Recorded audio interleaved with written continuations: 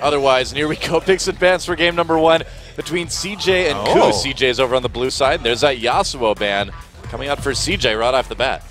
And Azir matched by the KOO Tigers. Makes sense, both of these bans. Of course, the Yasuo bans came in the first 2 games against KOO versus Najin. It makes me wonder out loud, if you ban the Yasuo, does that stop KOO picking up the Malphite? Is it a conditional pick, or is it something where they're only going to keep those 2 champions together? Now, they've already shown that they don't necessarily stick to that ideal, but the blind pick game a couple of days ago really showed us that they do value that pinpoint initiation potential. Yeah, we'll see. They certainly didn't seem to need it in game 2, but what they did need was Najin to walk into choke points and brushes, and they did that. I don't think CJ is going to be as likely. Kalista, the next ban for KOO Tigers. Twisted Fate land on blue. What's your take on this, Monty? Because Coco, he's an excellent Twisted Fate player, over 20 KDA for the season, but is it just not wanting to snap it up with the first pick? Well, I don't think they're going to blind pick the TF, and we do see it commonly on the blue side just because it is a very powerful pick on red side. Like Coach Sun with the rose pen today. I know, right? Flowery. Well, the Diana ban. Well, we know Coco's been practicing it a lot. That's interesting. Word on the street was Kuro as well. Everyone's looking over to Godby from Team LGD and just seeing the potential, both split pushing and in the mid lane of good old Diana. Does leave a Victor pickup for CJ, and they will grab it right away, keeping that away from Kuro. KOO already threatening the Malphite. It'd be pretty surprising to see him pick it in the first round, but that Elise would not be too shocking. Yeah, at least pretty standard stuff here, and we haven't seen as much of an emphasis from CJ on the Victor pick simply because Coco is such a talented Azir player, but it makes sense here. Kuro, this is kind of the only champion that we've seen Kuro really carry on this season, so just strip him of that potential right now. Janna and Elise, so setting up for pick and some good backline protection. One wonders if the Kog'Maw's coming for KOO. Yeah, speaking of champions that we were wondering if we would see or not, what do you think about the Echo for Ambition here? I don't know about Jungle Echo. This is patch 515, Doa, so it feels like it's been kind of rebalanced to prioritize the mid lane. You can still run it in the jungle if there's compelling reasons, maybe a Maokai that set up CC in the top lane. One thing we remember, of course, I Am Frozen was showing us he loved to opt into this Echo versus Victor matchup. Kuro has been practicing it in solo queue. There's no way to know, but there's the potential to see that, I don't know if I would want to say commit to counter pick, but still strong laning matchup for Echo. All right, so we'll be even the jungle for CJ, and Alistar will be going over to Mad Life as well. I think this is a great pickup for CJ. The Rek'Sai fell by the wayside with the strength of Elise, and now they have the Evelynn, who will be undetected. And what's Ambition's big problem? Invading the enemy jungle and dying. Well, a lot less likely if you're playing Eve and there's no Rek'Sai in the game. This should shore up some of CJ's weaknesses. And what you're saying makes logical sense, but Ambition has a horribly poor record on Evelynn. He's about 20% win rate for the season in a really big sample size. He makes a lot of mistakes on this champion, so bringing it back, it's a risk. Also, he can't flank with this champion to engage. That is one of his big problems. Well, the other thing, too, is that he's needed Mad Life's Thresh Lantern to bail him out of so many positions in the jungle over the course of the season. Alistar's not going to be able to do that. Shen and Kog'Maw taken by KOO, so keeping the Shen away from Shy, it looks like, and Prey back on the Kog'Maw again, but has his positioning improved? You know, it was so good early in the year, but lately it's been a bit of a crutch for KOO Tigers, or not a bit of a crutch, a bit of a detriment for KOO Tigers. He's going to need to play a little bit better than recently. And I think this means Juggermaw's coming. That's what I think. I'm pretty sure at this point. No. I don't know. I'm not convinced by KOO's Juggernaut. That's a crazy thing to say in the context of 2015, but in terms of the summer season, they haven't showed that they're really capable of pulling that off in a meaningful way. Well, I agree with you, man. I mean, it hasn't been as good as it looked in spring, Prey especially. It's like this year, you said it best, where this 1 year has kind of encapsulated Prey's entire previous 2 years as a career, where he started off very good, trailed off. He's done it in 1 year's time now. I'm not convinced he's going to be able to play this Kog'Maw too well. Looks like it's going to be Vayne for space, though, and there's a Maokai for Shy. Vayne Alistar, one of Vayne's stronger lanes, and some nice late-game scaling here. Orianna will be the pick. We see this matchup more and more frequently these days. But who's the ball carrier? The question I have is, Shen is usually not going to be grouped. Of course, taunt into the ball sounds like an excellent way for the shockwave to come through. At least has some weird interactions when we're talking about going untargetable, so not really a reliable ball carrier either. I like the fact that they haven't committed to the juggle more. But suddenly now, they have a mid laner who can get really shoved in by KOO, especially early. Doesn't even have the lane control over Lulu, so could actually be a rough early game for the KOO Tigers. If you put Command Protect on an Elise that repels, does the ball come back to Orianna or does it stay? It can bug out. It's weird. We'll watch for the interaction, but it's the only truly reliable way, given that Shen doesn't want to be grouped with the team. That said, KOO doesn't necessarily have to play around those kind of engages. They can play Kite very efficiently with this composition. They don't necessarily have to have that ball carrier, but CJ Entus, they're going to be attacking from several different angles. Maokai, Evelynn flanks if Ambition has improved in that way. So CJ has so many vectors of attack that Kite may not be viable for KOO. Especially if you lose control of that dragon, you need to be making the fights happen. If you say KOO Tigers loses out on the first 3 dragons, they're not the best team at making things happen, as you mentioned. So kiting backwards, if they can get the objective lead, viable. If they lose it, gonna be tough. I'd be pretty worried about KOO. We'll see if they can do it. Here we go, game 1, CJ versus KOO. Let's see who takes the early lead.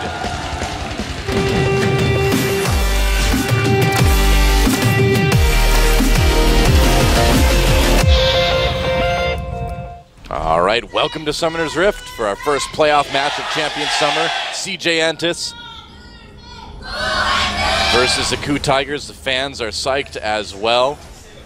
And we will see if CJ is just as good as they were before the regular season ended, and we'll see if KOO Tigers can continue the momentum from their 2-1 victory over Najin in the wildcard match on Sunday. A lot of ifs coming from the KOO Tigers side, certainly the lesser proven of the teams in summer, and we'll see if they can handle it. Looks like some deep warding coming in from CJ to start things off. You know, my big question here for Hojin is why the Elise? You don't really have very good ganking options, maybe for Smeb, but then again, it's going to be versus that Maokai, who can be very difficult to kill in the laning phase. Otherwise, he just doesn't have that many choices. And what is Elise going to be doing with this team composition in the late game? I think the answer is not very much, doesn't provide very much appeal. Do you just try to hunt down the Evelynn, maybe? You could try. What you could say is that even though it's a mismatch with the other 4 champions, maybe it's just to baby them through the laning phase. Now, Hojin will have a lot of gank pressure in the early levels, even if it's on ideal targets. It's a situation where if you go all in on the Juggernaut, if you go all in on protecting the Kog'Maw, and again, they've got the Orianna rather than the Lulu, so there is a little bit more mid-game and late-game damage coming through from the Ori. Yeah. It can be too risky. You can fall too far away. So maybe it's just, Evelynn, do your best to control the first 15 minutes to let us scale up a little bit. Well, Crow was trying to mess with the saplings from Shy at the Raptor Pit, but doesn't look like he's going to be able to. Looks like KOO will get that slightly quicker start. Very cleanly. Taking out the tiny Raptors. And attempted a lane swap here, but it's not going to come through. Space already in the top side, so we will get standard lanes, although inverted and a very similar jungle start. Looks like the lane didn't freeze in either direction. There was a small chance it'll start pushing in one way, but as you can see, level 1 trading inbound. Yeah, who's going to get the level 2 first, though? That's the question. Nobody got any extra experience, so it's just going to be honestly on the minion wave control. Well, Praying Gorilla should have a little bit of an edge via range. Smeb's just going to teleport down to the bot lane, as will Shy. And we didn't expect to see a lot of action out of the early game from these teams anyway, so sit back, relax, get comfortable. It's going to be a little while till I have something to do. And enjoy the Oceanic meta. We got the flip of the top and bot lane, so always nice to see. Little shout out to me, I think. Land down under. Way to shout out to yourself. Yeah, that's the way I like it. Well, no one else is going to do it, so. That's true. That's fair. That's fair. It's a good line, though. Shout out to me. I have to remember that one. It's a shout out to me from the players. You know, oh, okay. That's why they went for this swap. This is the Australia, the ode to Australia. That's the ode to Matchup. Australia. I see. I like it. Keep that in mind. Why didn't you think of that while you were in Australia? We did. We talked about it all the time. Oh, did you? Oh, okay. You weren't watching our cast. I wasn't. I guess. The secret's out. Have you casted League of Legends before? I'm not familiar with your work. I'm sorry. Once or twice. Oh, okay, good. I feel so confident here. Check out that carry rating. 9 to 10. Ooh, 9.9 to 10.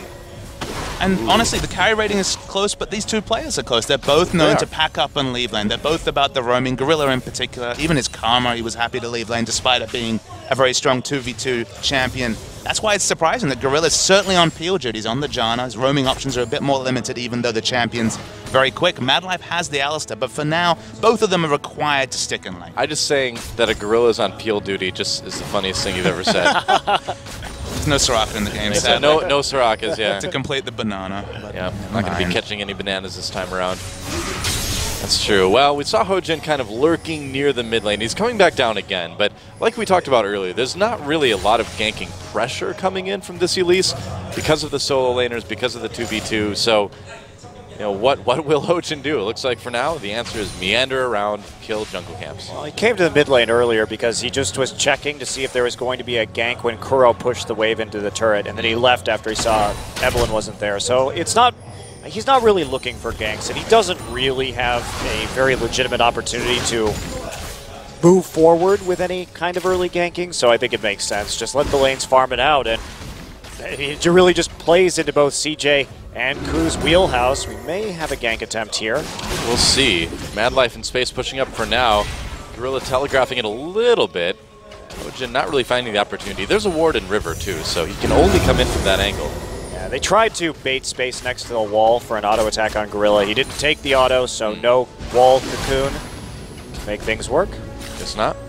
For all the similarities of this team, both of them late game team fighting powerhouses, both of them like to get objective control and then work around those win conditions. The one difference comes in the jungle. A stat that I found shows that Hojin puts down 25% more wards than Ambition.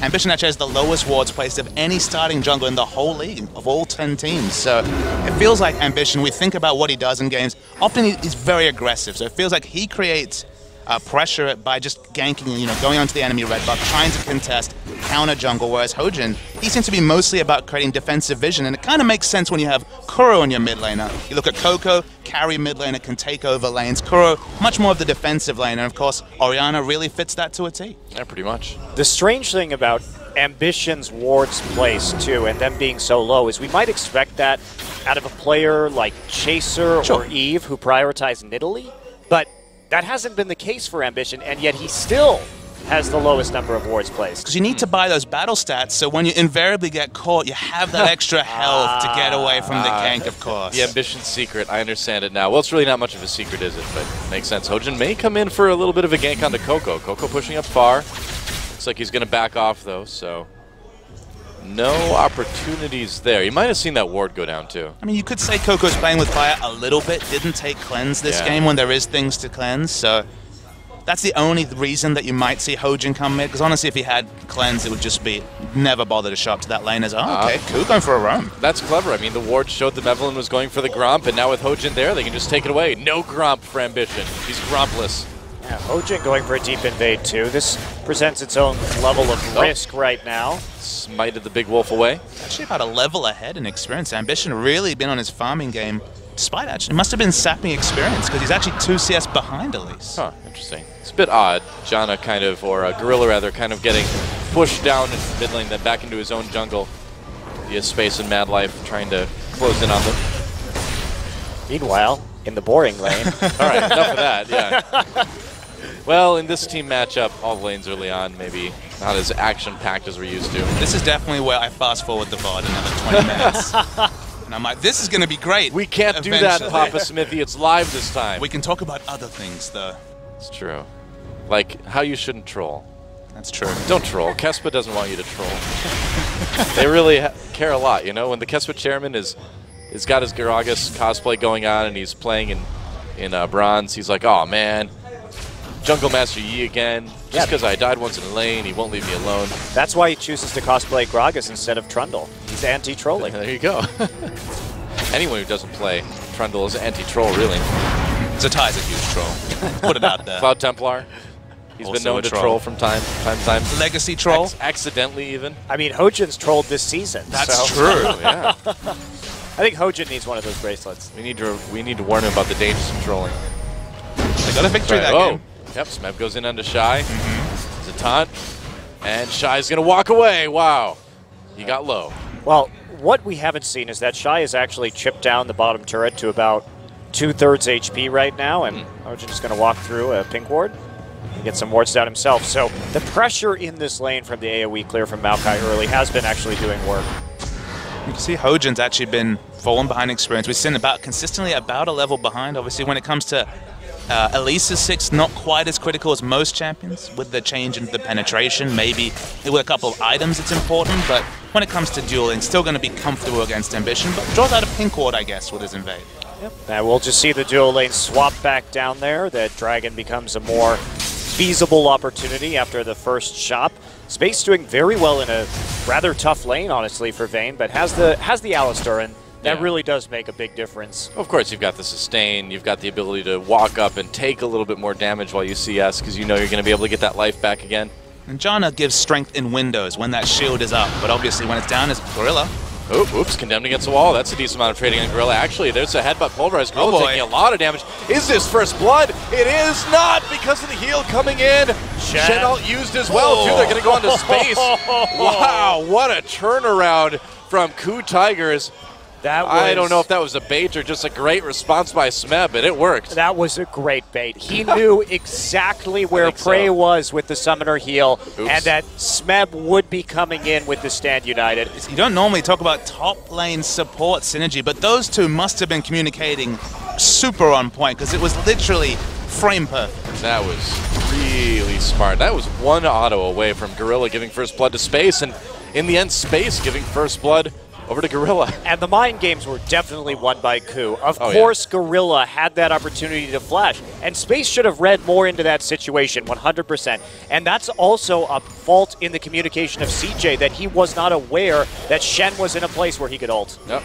Ambition takes a bit of damage clearing out this pink ward, but yeah, what a great play by KOO to start things off. And for a team like CJ to forget about Shen is a little bit surprising to me. One of the things we often talk about with KOO is the fact that, you know, their laning mechanics not the strongest. Gorilla's kind of a unique one there in that he is often in the top 10 of solo queue despite being a support player, plays a lot of different roles. He's always been very mechanically sound, and something as simple as just knowing his limits in that particular trade shows why he's such a strong support player.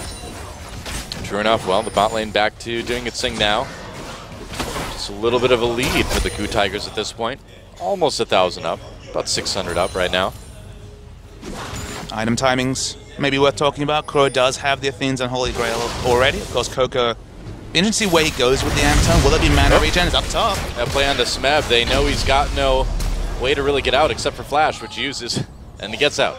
Well, that was not my best play-by-play moment ever, but you get the idea. Well, maybe he won't get out next time. maybe he doesn't have the amazing taunt flash into Orianna, ball carrier, a shockwave potential in a fight. Shen's flash cooldown actually surprisingly important despite having the defensive option of the taunt in lane. And a nice little bit of punishment too from CJ. Making sure that they hold Smeb back just a little bit. So we'll see how much CS Shy can get out of this. We're going to start the Dragon right now. And we'll see if Victor can do anything about it. It's important to note that Gorilla does have a lot of more pressure on the map since he got the first blood and the faster Moby boots.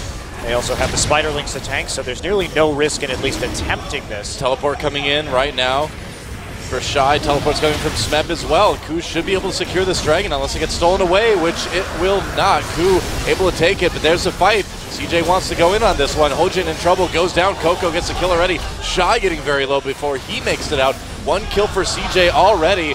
They try to follow, but I think that's going to be about it unless Space decides to really go ham, but he's not. CJ gets away with a kill. KOO gets away with the Dragon, though. I think it's so important that KOO got that first Dragon. We talked about their composition. Yeah. They need to continue to take that priority.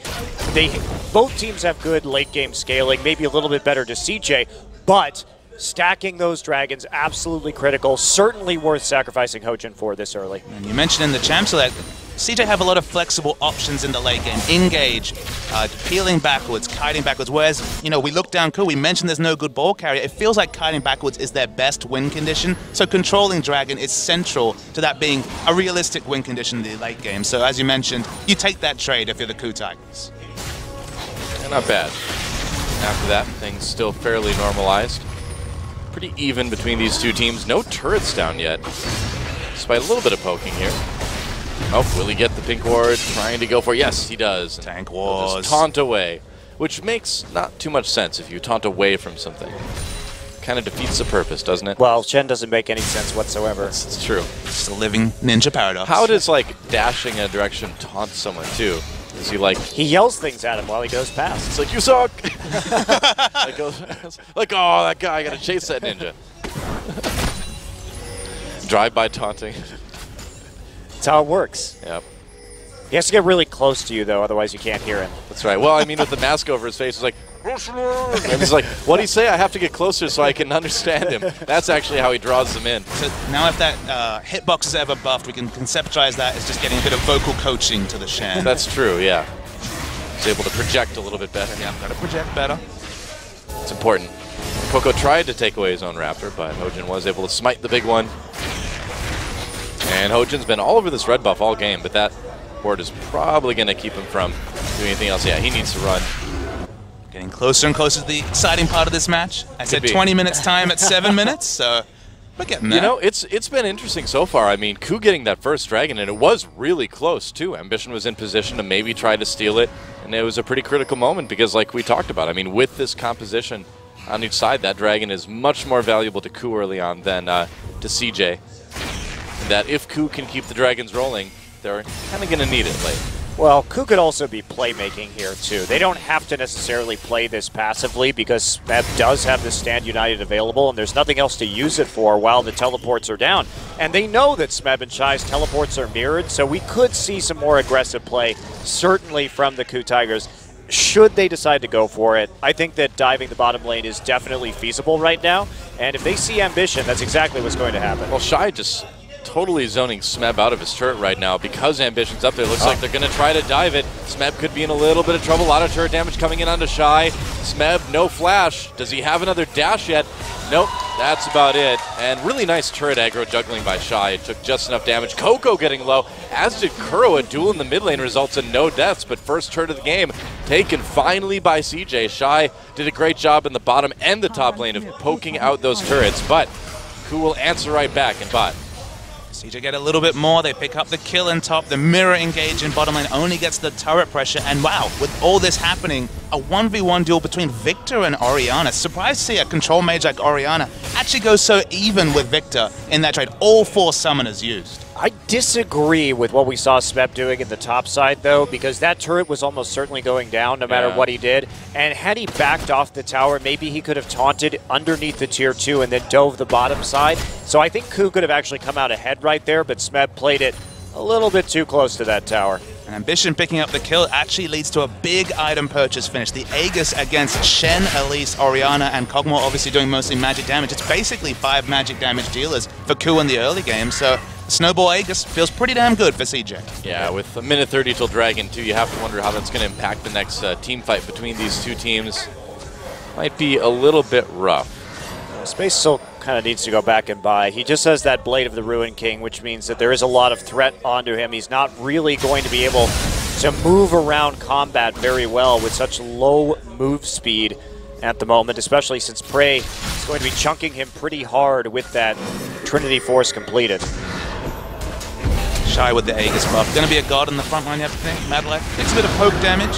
KOO obviously have the exact timer. Both teams do, but the Aegis makes it really difficult for me to see enough damage. Specifically, Kuro doesn't have a death cap. Feels like the damage isn't going to be there from the Orianna. Mostly going to be the CC effect. So getting that first pick and getting in a quick dragon looks difficult for KOO Tigers. And we'll see. 40 seconds now. The thing they have is full vision control, and part of that gank on Shen top was Hojin taking a lot out of the bottom side jungle and really starting to prep this with wards. So they've maintained that red buff control on the enemy for quite some time right now. They also have the turret down on the bottom side. So KOO, I don't think they're looking too shabby for this next dragon. Inevitably, CJ is going to have to face check. Oh, so close. And look at the pink ward right there. Notice that that's not going to be seen until Evelyn goes into the river where they could get a pick on her right there. So that's a really good pink ward. Oh, wow. Space getting poked out a lot, but is it going to be bad for Prey? Gets condemned against the wall, but Space needs to go on the run anyway. There's the exhaust ambition right there. Taunt comes in as Shy comes out with the teleporter. Smeb does, rather. Gorilla's still in a bit of trouble, but Hojin comes in to save the day, and Prey's still chasing. Meanwhile, the mid laner's duking it out in the jungle. KOO chasing. There's another taunt on a Mad Life, but Smeb a bit low already. Prey, there's a shockwave. Doesn't do a whole lot, though. KOO backs away. Have they done enough damage to take this dragon, though? Big misfire using the shockwave like that, and now, of course, it might even give CJ the confidence to come and contest this dragon, knowing that's such a vital cooldown. If you hold on to it, suddenly the effect of the zoning is massive, but seeing that misfire, it'll empower CJ to really fight for this dragon. Well, Smeb has a TP advantage. He already went back to base to heal up again. KOO is going to go after the dragon right now, and CJ with not a lot of life. A flash from Hojin. They're going to catch Mad Life, and there's a kill for KOO. KOO in trouble too. Smeb came from behind. CJ just a bit too low. They should have left it alone. Gorilla low as well too. They still want this dragon. Looks like they should be able to get it now. Well, that was just a massive misplay. Yeah. They're really playing poorly around the Shen this game, CJ. Smeb had the TP up, like you said, was able to go back to base, and yet they were still trying a flanking maneuver. And remember that side of the jungle has been littered with KOO's wards. So many possible targets for them to go on as we take a look at this replay. Well, Shy's just right there. And it's all about the flank coming through from Shen. Gives KOO no exit route. Remember, we talked about these two junglers, the warding jungler versus the fighting jungler. Aegis completed meant nothing. The wards that Hojin and friends got when they invaded that bot side jungle meant everything. And they took the mid lane turret after the dragon also. This is definitely looking like a solid game for the KOO Tigers. They're playing out their composition very well, and CJ just continues to play poorly around the Shen.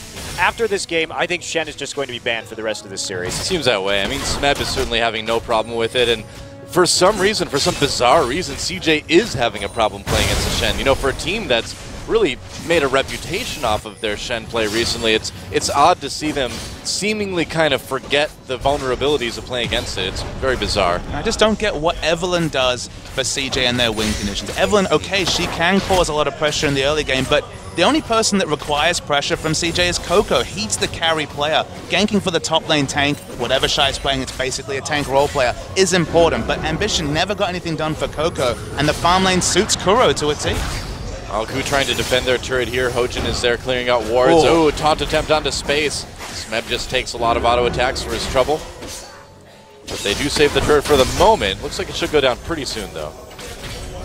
The lack of wave clear in this lane is being abused right now, even though Vayne can't punish it either. But Prey getting work done. Shy down to about a third HP on that top side, so we may just see an even trade right here. Looks like we will. Smeb abandoning the tower. That's what I think he should have done the last time he was in this situation.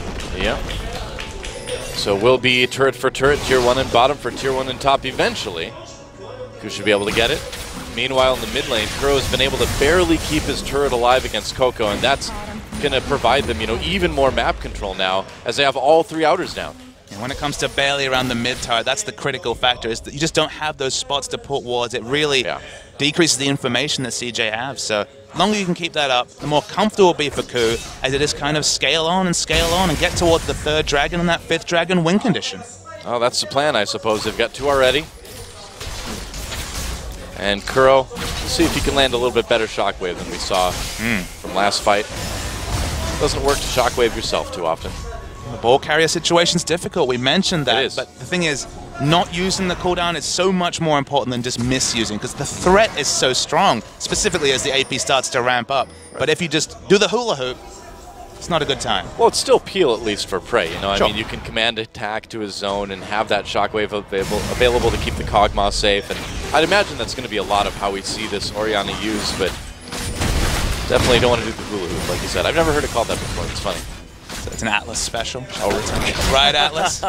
Shout out to me as well. Yep, shout out to you. Shout out to Doa. I just thought I'd throw that in there. We're doing today's shout out to me.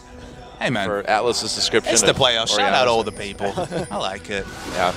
Monte Cristo will shout himself out at some point during the broadcast. I mean, the evolution of Orianna as a champion has been super interesting to me, Doa, just because it was all about the initiation shockwaves. And then it was when people started to understand that just leaving the ball in aggressive positions and controlling where people could go was actually more powerful than something that could be flashed out during the animations. Man, that's why. If you want a Malphite friend, Orianna. Malphite Orianna. Bronzodia all the way. That's right.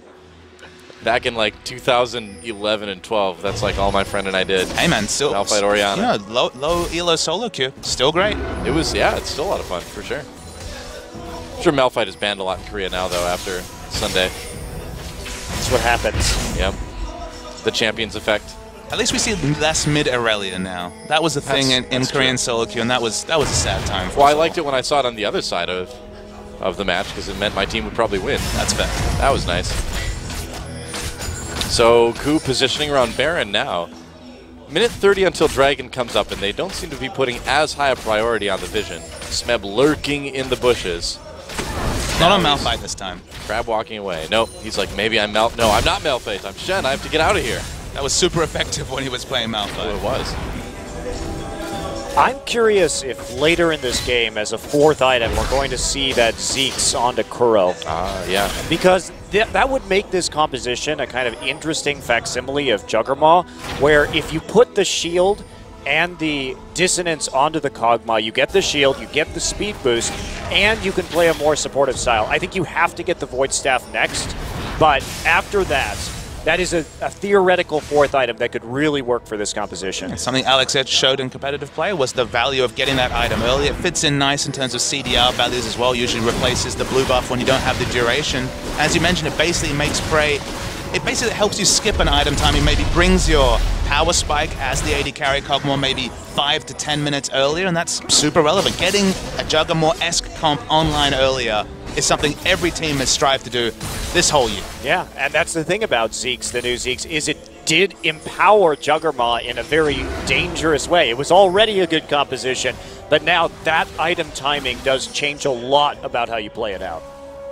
Well, 5 seconds until Dragon. KOO has all the vision advantages right now, and CJ, until this very moment, didn't look like they really wanted to contest it too much. Madlife taking a bit of damage. There we go. Shockwave brings in Madlife. If they can get him, it's a good Dragon for KOO. They actually force out the ultimate. Evelyn comes in from the side. Condemn pushes Gorilla away just a bit. Shy getting into the back lines now. Kuro needs to come down, but with no Shockwave, it's a bit tough. Shy's still a bit low. Has to flash over the wall to escape, and Madlife, after burning his ult, just cannot provide any sort of presence, and KOO goes right for the Dragon. Can they get it? Coco's going to try to burst it down. No, not quite. KOO secures their third Dragon of the game. And that was exactly what KOO wanted out of that fight. Now, you may say, okay, why is he burning his ultimate on the Alistair? Well, the reason is you get the Unbreakable Will out of the way. Then once the Evelyn has used the ult and Shy is chunked out, there's no way at all that CJ that they can fight in that choke point for that Dragon whatsoever. And it's a big win for KOO. They knew that. They got all the critical abilities out of CJ Entus. Take the Dragon, walk away with your composition. Play for the 5 Dragons. Great read on the composition by the KOO Tigers. Looks like they may lose their mid lane turret here. They just barely keep that alive. We'll see. Shockwave is back up. Oh, man, Kuro whiffs another one. They could have used that. They keep their turret alive, but the question is, can they take the Baron? Shy actually teleported down. There's a flash on the Madlife. Taunt as well. There's a pick. Coco knocked up, but KOO can just turn and force this Baron now. Super fascinating to see how they're using this Orianna ult. Obviously, missing no one is not ideal, but they're just using it for the pressure. They're using it to try and get the Pokes fire down. The zoning ults are real. I think actually what happened right there was they were expecting Madlife to go in, but Madlife got hit by a cocoon and didn't go in, so they tried to preempt the Alistair engage. Because they drew Smeb's teleport. That's why you saw the taunt flash. They knew, of course, the Alistair ult was down, but they're just trying to make something out of the engage. But the 5-man ults pre-Void Staff, it's just not it's not a massive cooldown for Kuro. So using it for picks, using it for these sidewave engages that look suboptimal actually is, for now, the correct move for the KOO Tigers. That makes a bit of sense, true. KOO going back, not going for the Baron right away. They weren't able to get that blue buff, but people were getting a little bit low. Not a lot of mana for KOO right now, so trip back to Fountain is certainly needed. I'm interested to see where Prey goes with the pickaxe. Knowing him, it's probably going to be the last Whisper, but there's only really armor onto Shy. There's no armor onto Ambition or any of the other members of CJ. Yeah, there's a Banner of Command now for Hojin.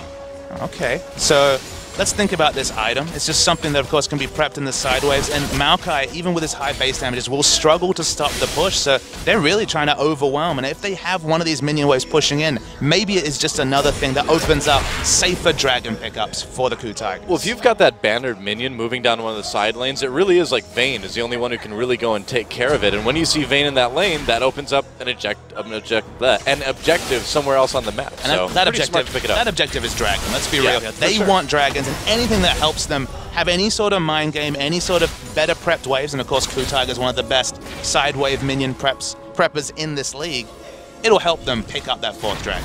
Sure enough. Well, the vision fairly even up on Baron right now. I'm curious what this needlessly large rod is for on Kuro. There's not a lot of MR, it has to be said, stacked by Shy just yet. Rylai's, maybe? It may be a Rylai's pickup. That's what I would assume it is.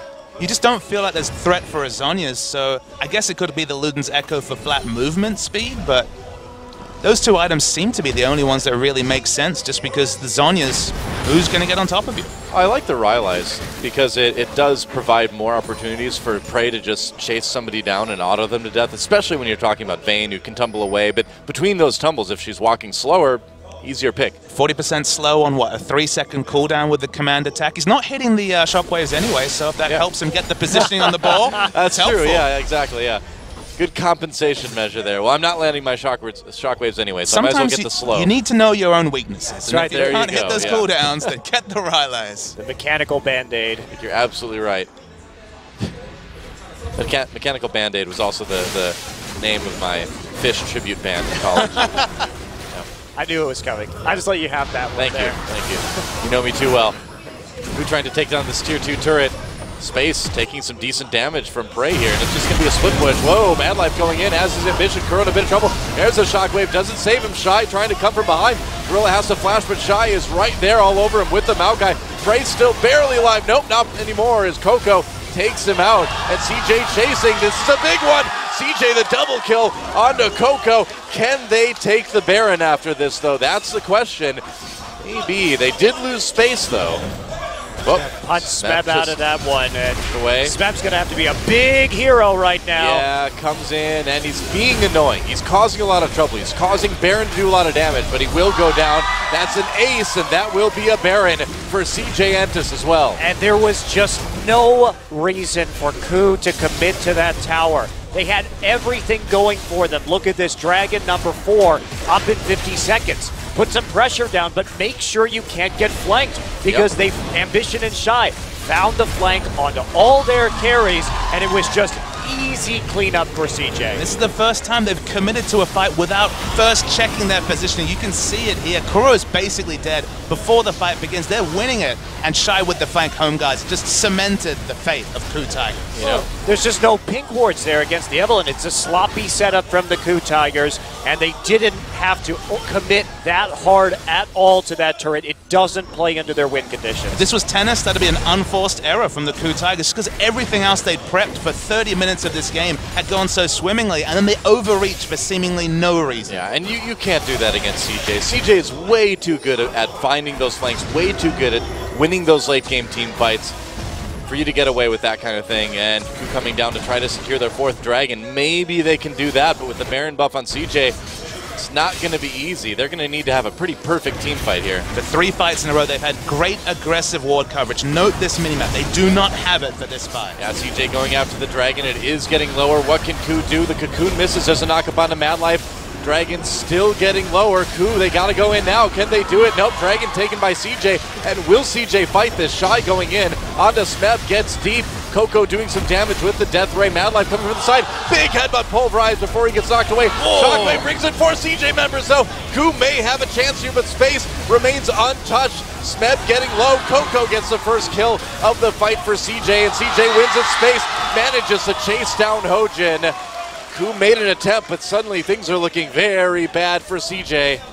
Oriana's not doing the damage, Doa. It's only Prey as a damage dealer, and he didn't go for the Infinity Edge. He's doing decent chip damage, but there's so many high damage dealers on CJ Entus. And I don't disagree with KOO trying to kite that. But the major factor is that Gorilla decided to finish the Crucible before getting the Talisman of Ascension. Yeah. If they had had Talisman right here, KOO may have been able to win this fight. Well, just to confirm, the ball does drop when you go into the repel. It's a very nice shot, but the damage isn't there. And now he's going for a Luden's Echo. We saw the Aether Wisp in the inventory. It's only Prey as a damager, and that's why I don't like not just going for the greedier Infinity Edge, because if Prey's not doing the damage, no one on KOO is. A bit of a miscommunication, too, because the Shen ult was used on Prey as they were disengaging, and then Smeb tried to taunt in after it as KOO was backing away. So he kind of just got left on his own, too. So everything right for 30 minutes, make an unforced error, and suddenly CJ Entus really in the driver's seat this game. You can't do that against CJ.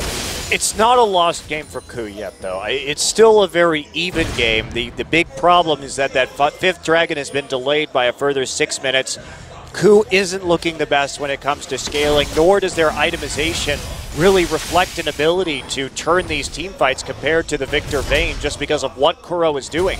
Basically, KOO has to commit to Bioarcane Barrage and Command Attack Poke at this point. What does Orianna's item build do? There's already the huge amount of magic resist stack from Shy, for example. The Aegis was completed very early in this game without a Void Staff. I mean, no Rylai's did opt for the Luden's Echo. Okay, maybe has the flat movement speed to get away from Shy in most situations, but not really a respectable damage dealer is Kuro. It's weird for me. I just don't see how KOO ever do enough damage without getting an amazing pick to influence this game, and suddenly the ward line from CJ super aggressive, and KOO only really emergency defensive wards on the map. Yeah, CJ knows the position they're in right now. They know they've got the edge with that Baron buff. I guess the Baron buff just ran out, but they did use it to push forward quite a bit. Got a lot of wards down, got a turret or two, got the dragon. Like you said, Monty, KOO still in a winnable position. They've got 3 dragons. They can still build on that, but they just really can't teamfight right now. Well, the major issue is that now CJ has a lead. They're in the better position in terms of late game composition, and they can literally just sit at the next Baron when it spawns, start it, and KOO, they don't have that engage. What are they going to do? It's incredibly hard for them to actually force a fight. Meanwhile, CJ can just turn on them instantly. So this is exactly the wrong position for KOO to be in. They played out the early and mid-game in particular so well, but made some really silly mistakes on the map that is probably going to cost them the game. The only way to call this come from KOO, the fact that we mentioned their one win condition is execution heavy, and that was a name that we would give unironically to KOO in the spring season. They were excellent at going for those Juggernaut comps that only had that one condition of getting to late enough in the game that the Cogmore was a big factor, and they pulled them off with aplomb. But just as Prey's position has gone sideways, KOO's ability to go for these execution-heavy comps has honestly been more of a curse for this team than any sort of trump card, because they've struggled all season long to make comps like this work. Orianna, Lulu, whatever the mid laner. This defensive-minded comp has not worked with any reliability for the KOO Tigers. Yeah. I mean, part of it as well is that people just have gotten better at handling the Juggernaut as well. I mean, you can't have a comp be good forever, right? People are going to learn how to play around it, and CJ's doing a good job of it. And the meta changed. Champions like Victor have come to the fore who effectively control mages, but have this burst as well. They can match the wave. It's not LeBlanc on the enemy side trying to take over the tempo in the early game, then falling away towards late. Victor is this hybrid champion that solves a lot of the problems and just raises questions that couldn't be raised in the spring season against Juggernaut. Well, Dragon and Baron are going to be coming up pretty much 10 seconds within each other here, or 10 seconds away from each other. That's going to make it very difficult for KOO. But they just can't force anything. That's the problem for KOO. Pretty much. It's all too easy now for CJ just to go to Dragon. As soon as it spawns, 10 seconds later, walk over to the Baron. CJ shouldn't be letting anything go at this point in time. Interesting that we see Space choosing to go for the Trinity Force in front of the Last Whisper with the armor on Smeb. That could be a problematic decision, but still no Randuin's onto Hojin, and that is Space just recalling in a pink ward brush. As you do.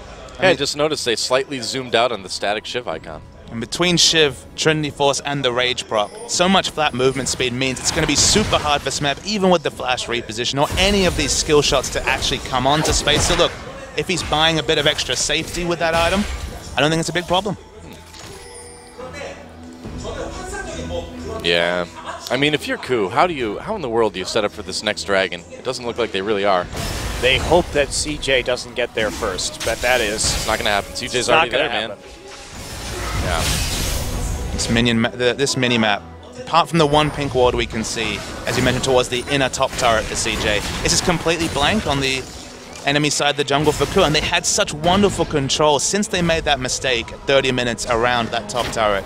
They've just lost all control, so it's going to be an easy, uncontested dragon pickup for just Vayne and Evelyn, you can see on your minimap. Yep, they're taking it already. There we go. So, 2 dragons for CJ, and now they can just walk up to that Baron and control that as well, too. It really seems like we're just seeing CJ kind of choke the life out of KOO for the next, I don't know, 5 to 10 minutes or so. Well, this is all they have to do. Push out that top wave, start the Baron, convince KOO that they want to come close enough for a Maokai or an Alistar engage, and they will win the fight. That's pretty much all there is to it right now. We do see the Aegis minion, or the banner minion yeah, in the top lane coming through, but that'll be quickly cleared out. And now Prey just trying to get some auto attacks in the mid lane, but it's so hard for KOO. I mean, ultimate control for 30 minutes, one mistake, and now no semblance of control whatsoever on the map. Such was the cost of that unforced error that now, honestly, KOO's win condition is pray for an even team fight that caused by what? An Ambition or CJ positioning mistake? Well, with Ambition, it's possible. Space has been looking pretty good lately. Can't really count on him, I suppose. Doesn't have a Mikhail's, doesn't have Cleanse. So look, if they get some miracle catch on Space, maybe that's their way back into the game. But you're hoping and praying at this point, and that's not where you want to be. Prey hasn't fallen too far behind. I mean, he's got like 70 more CS, so teleport coming in. There we go. Oh, headbutt pulverize on a Prey. Shen going to try to save them. Gorilla has the heal there as well. Prey exhausted. He manages to get out.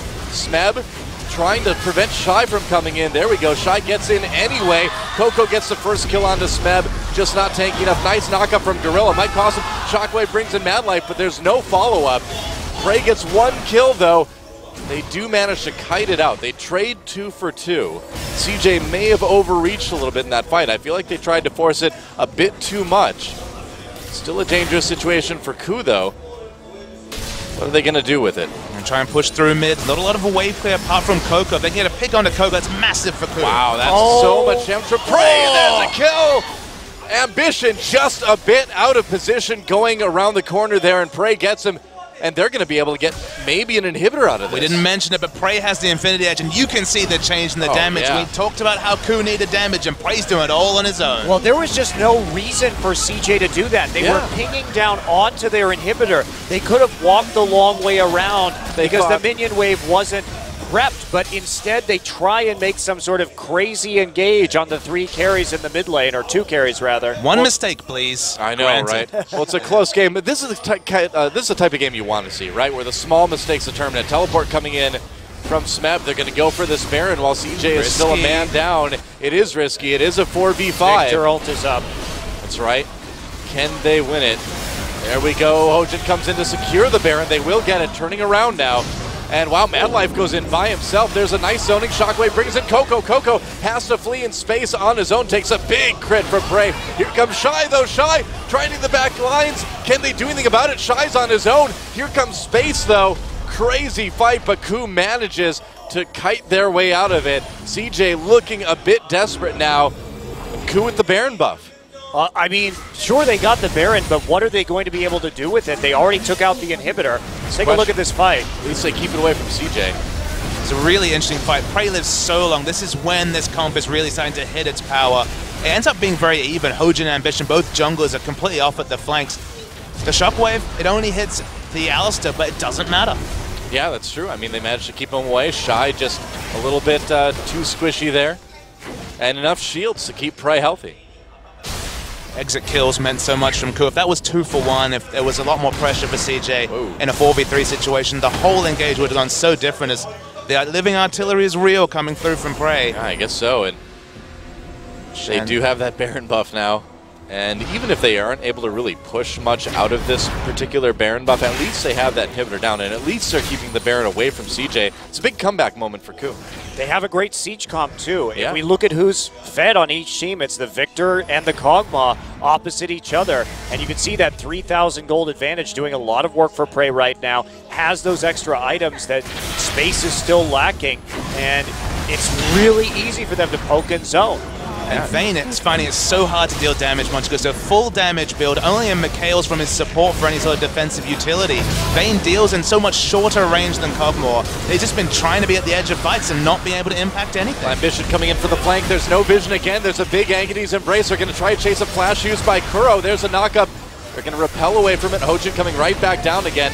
Manages to get away. No shockwave. There's a shockwave used, but no follow-up. Looks like they only caught Shy with that one, but the big story there is that the flank didn't work. It was still dangerous for KOO, but they weren't able to get anything out of it. KOO still has his ultimate, though. He held that throughout that entire engagement. Didn't want to blow it onto Hojin when he was the only one they caught out. Shy now back in the mix. I guess Kuro didn't end up using that shockwave anyway.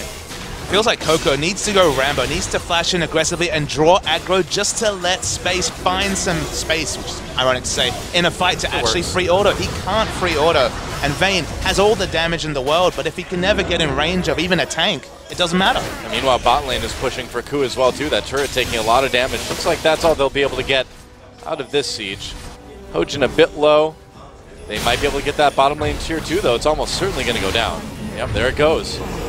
So 8-5. KOO takes a big lead in turrets right now, too. The lead is not reflected in the gold. They're literally 600. It's still neck and neck. There's still an epic team fight left in this match that we were honestly projecting from what? Champ Select 5 minutes in. We knew that this game could potentially turn on a massive late game team fight, and it feels like it's close. Well, it's been really, really close all the way through. KOO's done such a great job of, both teams have done a good job of taking advantage of the small mistakes of their opponents. Dragon getting low. Can KOO secure their fourth? Shy pops his ultimate, gonna go in. Smeb keeping him away. Oh, wow, Ambition with a big take on that Dragon. 3-3 now, and a bit of a brawl going on. The carries for KOO trapped on the other side of the wall. Looks like they'll be able to get away. Hojin not able to get away as CJ picks up a kill there. They got the Dragon, they got the kill. What more could you ask right now for CJ? Hojin and Smeb went into the river, but KOO had an angle on the choke point, which is why the rest of KOO didn't follow up on that engage. They were so afraid of the Victor combo coming through that they just had to leave Hojin out to dry. They should be afraid of that. There isn't many positioning terrain problems with a Kog'Maw usually because of his massive range, but you can see at this point when Smeb and Hojin are hopelessly caught, Gorilla tries to go aggressive, tries to open positions for Orianna or Kog'Maw to go in, but from this part of the fight onwards, these carries can do nothing. And KOO played that really well because he didn't actually take the bait of going to help his team kill Hojin. He knew they had enough damage and instead just continued to back off and constantly present that massive choke point threat. So I really like the way he played that out. There was no chance for really counterplay unless KOO all wanted to die. Well, CJ manages to take a tier 2 turret out of it as well. And this game is still very close. Wow. KOO actually just charging down the mid lane right now. That inhibitor is vulnerable. There's a lot of gold on all the CJ members. They want to go and buy, but there's nothing really to force by rushing mid. They're too far away from the inhibitor turret, so can't really punish, but suddenly now get control of the positioning around Baron. Maybe not so relevant as it's still 2 minutes away from spawn. So can KOO get the wards out of their jungle now? Full item build. Yep. Rylai's pretty much as strong as Victor gets. It's fun seeing the Rylai's on both mid laners. This is what they did, opening up the 40% slow for those first spells. Command attack, 40% slow for 1 second. Now the death rate from long range of 40% slow. The pick threat is real. As speaking of picks, Smeb is pretty overextended. Yeah, he's way down there, and he may pay for it. Here comes Space as well. They have a ward. They do see him, so Smeb can walk away. Dragging up in 1:20 now. So close. It's what we wanted to see. We're still waiting for that Titanic fight, but is it going to be over the Baron? Is it going to be over the 4th Dragon? Is there actually going to be a 5th Dragon fight? Because it's going to be super late in this game. We've had a couple big fights already, but no game-ending fights just yet. 3-3 in Dragons, so now CJ threatening just as much as KOO is. Smeb is so tanky right now, though. Not quite at 6 items yet, but getting there. rapidly approaching. Shy too, I suppose. Good wave clear, though, with Orianna and her little combo combined with that Ludens. It's ironic, but in the super late game, Shen actually does have a downside because, look, he's all about causing global pressure because in a fight, he has a taunt and then not much more. The risk is that in the super late game, you go for a split push, 3.5 seconds is a long channel time. The fight might be over or that target might die and then you can't group. So Smeb actually feels pressured to group with his team, and if you're forced to group, you choose a tank, you always choose Maokai over Shen. Yeah, unless you already have access to an open inhibitor, sure. I think that's the big deal breaker there. I almost feel that it's almost always best to use the Shen ult in the late game just to tank Baron. It's fair. Look, it's fine now when, of course, there's less pressure, there's no 4-man grouping, but yeah, Shen is an excellent ball carrier. KOO, oh boy. Using their movement speed. Yep. This is where they can use the Shen well, but you can see Ambition on the backside's going for the big flank. Coming around, and he gets found out by KOO. Yeah. Is he going to pay for it? He may. That's a lot of damage. They're trying to get him with the slope and the Rylays, but there, wow, they get the flash from Ambition. They're going to catch him. Knock up, can they finish off? Shockwave brings him in, and there's a kill for Prey. Shy teleports, gets locked up like a Cocoon immediately, and that lets them kill Coco. KOO with a huge advantage going to this Baron. Kuro and Gorilla, very low health, but without Ambition, without Coco, they may just turn on these inhibitors too. Ambition just had a brain explosion there. It was far too aggressive. They hadn't swept for any sort of wards, was spotted, and that forced Coco to get in a bad position just to try and help his jungler. Died as well. And now there's 50 seconds till either of these members are alive. Yeah, Gorilla just using his ult in the mid lane just to heal people up. They want these inhibitors, and once they take those, they can put a lot of pressure onto Baron. Could they maybe even close right here? The death timers are so high, but looks like they're going to try it. There's They're no going wave for clear it. from CJ without Victor alive. That's right, 40 seconds. Mad Life trying to make a play here first. Nexus turret goes down. There's a knockup, but Mad Life is going to pay for it. Getting lower, burn through the ultimate. There's a kill again for Kog'Maw, and I don't think CJ's going to be able to take this one. Shockwave doesn't bring in space. He flashed out of it, but that's not going to help them protect those inhibitor turrets or Nexus turrets. There goes the Nexus, and KOO taking game one. What a close way to start our first playoff match. Wow, GG. Well, you were right, Papa Smithy. That Ambition Evelynn just can't find the flank when it matters most. The idea was right, but they were too far away for that Evelynn ult, even if they had landed it, I think, to really have a major effect. And his KDA, 3-1-8, he did well, but the one death loss in the game, and the crucial factor for CJ Entus is accelerating Coco's ascendancy to the late game. This guy is a wonder team fighter. He sees fights earlier and always knows where to be. We've seen him curve a zero ultimate so many times, but Evelynn can't gank mid lane very well, and CJ do a lot of losing when they lock in Evelynn. And the main factor to Ambition's gank right there, the thing that could have turned it around,